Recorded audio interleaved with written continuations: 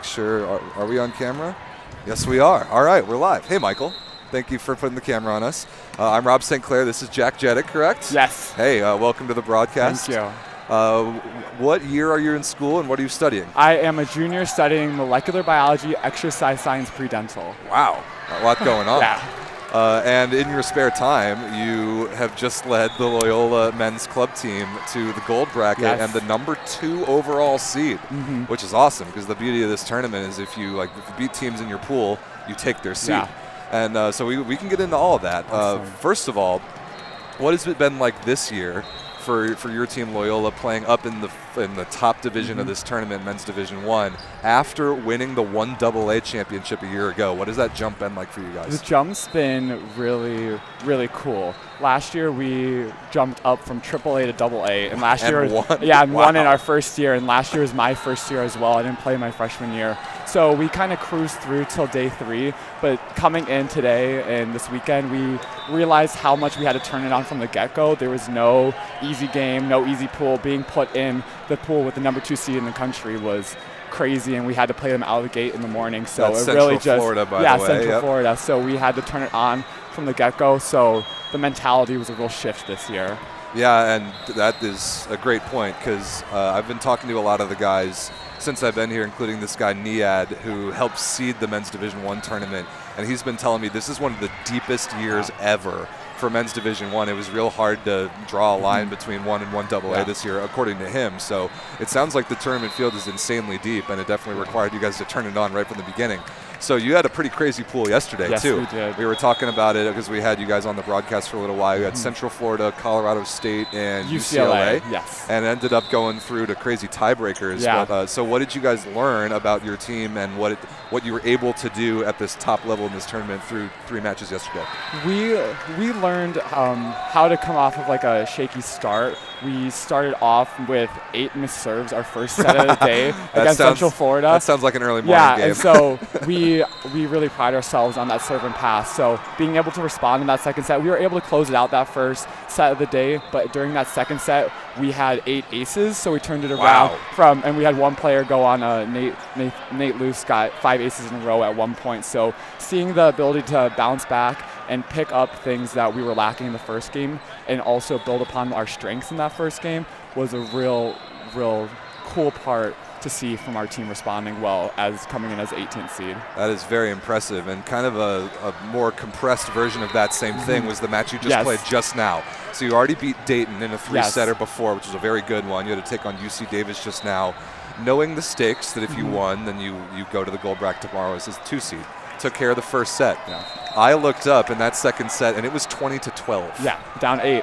What happened from there? Yeah, we'd made some shifts and some changes and got a little lackadaisical and comfortable. Sure. And throughout our first game, something similar happened where we lost the first because we were pretty cold, and Dayton came off of a thriller win in their challenge match. Right. So going into 3, we got comfortable, and especially with UC Davis losing the game before, we made some shifts and some changes and let ourselves get a little too comfortable in that. And so when we just took a couple timeouts, our goal was kind of just to maybe just get it to a third and build some momentum going in. But then we found a little spark plug with a couple key subs back in and some energy boosts that we just took it from there, stopped thinking about the game, and played the way we know we could do with just ripping things and not playing scared.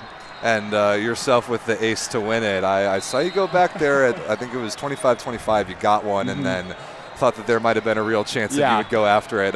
What was that feeling like, especially with, I saw kind of like a standing room only crowd around the court. That must have been awesome. It was awesome being able to turn and see our girls team walk up after their last game. So those are some of my closest friends. So seeing them and a lot of families here really motivated me. And one of the point before, the ball went back and hit my camera and knocked it down. I saw that. So I got a real chip on my shoulder from that because it was someone grabbed it and chucked it there without thinking. So I just stopped thinking and went back and ripped it. And I'm just like, there's nothing to lose. We were already down by 8 recent enough, and I'm never going to get mad at a single person for ripping in that close to the game, because if you're not thinking about it, you're ripping and trust yourself. I got trust with all 10 other guys we have here, so I'd want anyone to do that as well. Totally agree. I think that was get the green light in that situation, and you go for it and see what happens. It was a pretty cool moment.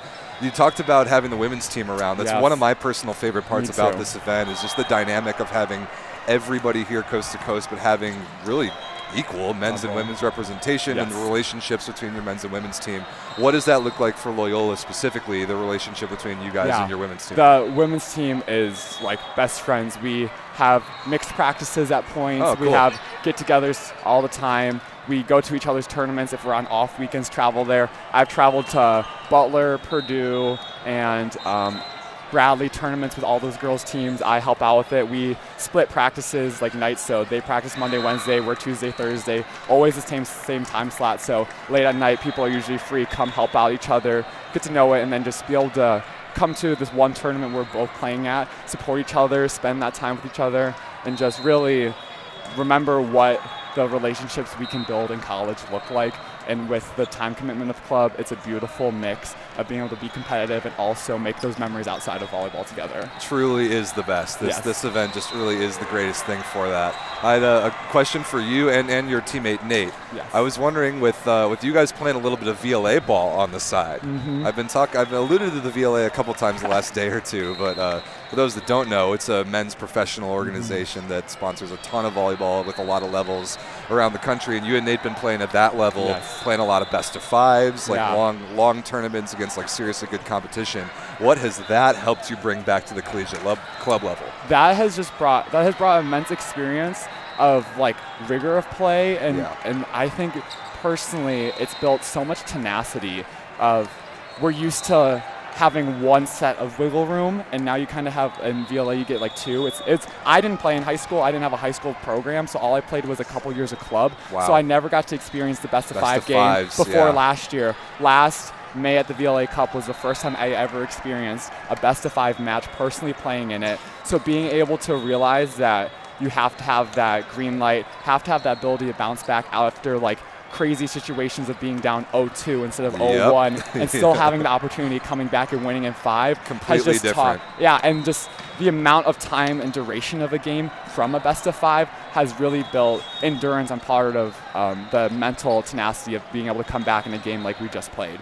That I think is an excellent point. So I am very excited to watch you guys tomorrow in the gold bracket. Go do some damage, and just a little bit we're going to go kind of start our setup over in the T-Mobile Arena. Great. It would be very fun to see you guys over there if you happen to win a couple gold bracket games and keep this run going. Yeah, we hope so. We hope to see you guys. Thank you for everything you're doing this weekend, and thank you so much. Thank you, Jack. Well played. Great job. Rob. Go get some rest, and we'll see you guys tomorrow. Awesome. See you tomorrow. Thanks, Rob.